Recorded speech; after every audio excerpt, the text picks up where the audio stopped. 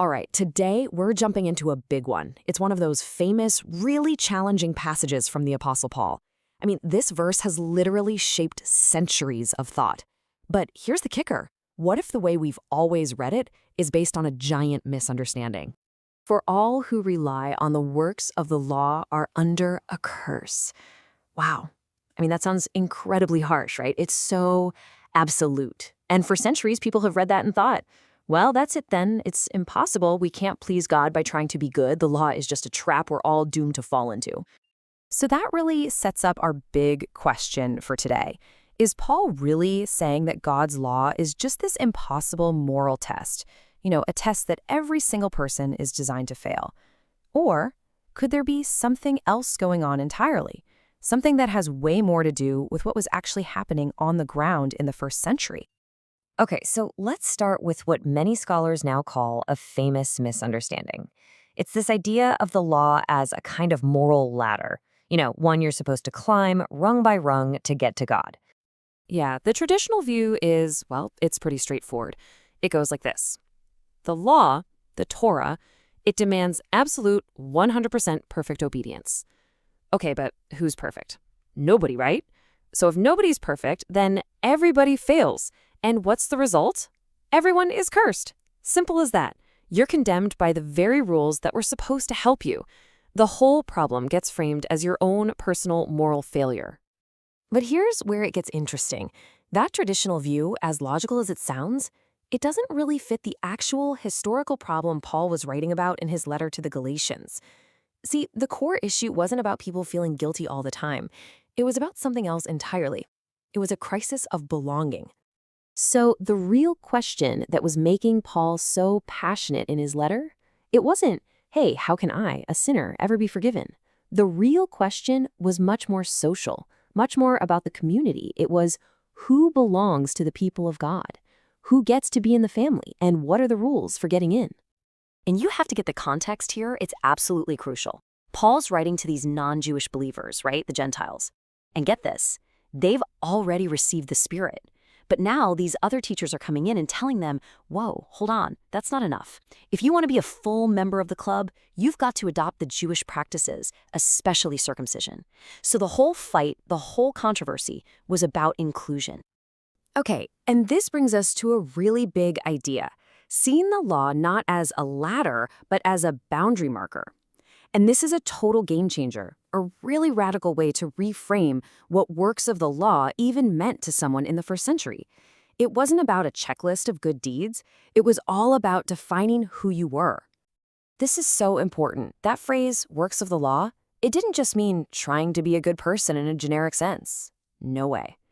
In that specific Jewish context, it meant the handful of practices that were the visible signs, the things that told everyone you were part of Israel's covenant with God. They were, quite literally, identity markers. So, what are we talking about here? Well, the big ones were things like circumcision, the kosher food laws, observing the Sabbath, and celebrating the Jewish festivals. These weren't just random rules God threw out there. Think of them like a team jersey or a uniform.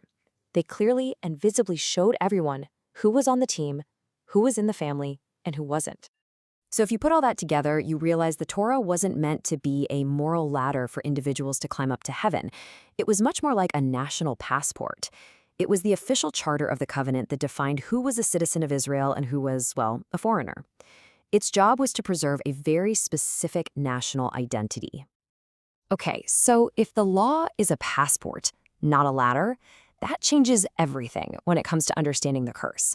The curse is no longer about your personal moral slip-ups. It's about something totally different, covenant exclusion. It's about being on the outside.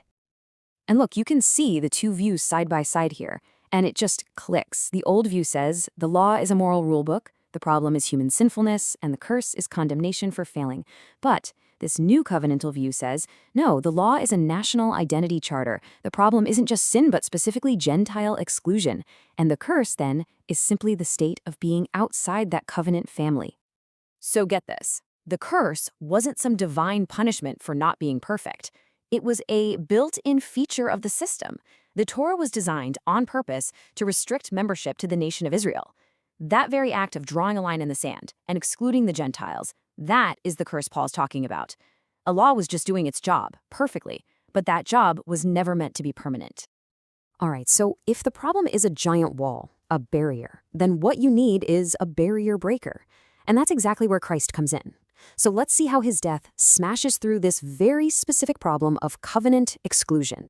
It really unfolds in a logical sequence. Step 1, the Torah defines the family of Israel. Step 2, by doing that, it automatically excludes the Gentiles. Step 3, Christ lives and dies as a Jew under that very system and basically absorbs all of its covenantal consequences. And by doing that, step 4, he brings the Torah's job as a boundary marker to an end. The wall is torn down. And finally, step 5, that original promise to Abraham, that blessing for all nations, can finally flood out to everyone on earth. You see, this is so much bigger than just a legal transaction in a heavenly courtroom. This is a history-shattering, world-changing event. Christ's death isn't just about clearing your personal sin debt. It's about demolishing the very wall that split humanity in two for centuries. And that reveals the grand purpose of the whole shebang. The goal of redemption, at least in Paul's mind, was never just about saving a bunch of disconnected individuals. It was always about creating something new. One single, united, global family for God. So, how do you know who's in this new global family? Well, the passport has changed. The old marker of belonging was Torah observance. The new marker of belonging is something anyone can have, the reception of God's own Spirit. It's universal. It's for anyone, anywhere. It doesn't matter what your ethnic background is. And this completely reframes that huge, intimidating theological word, justification. In this light, justification isn't just a judge banging a gavel and saying not guilty. It's God the Father making a family announcement, looking at the outsider, the Gentile, and saying, "You belong. Welcome home. You are a full member of my family now, not because you started following our old rules, but simply because you belong to my Son." And that right there is the heart of it. The whole point wasn't just about finding a mechanism to forgive individuals. The goal was always bigger. It was always more communal, always more about relationship. The goal was to form a family, a single, beautiful, multi-ethnic family, all united in Christ. So we'll leave you with this to chew on. How does this change things for you?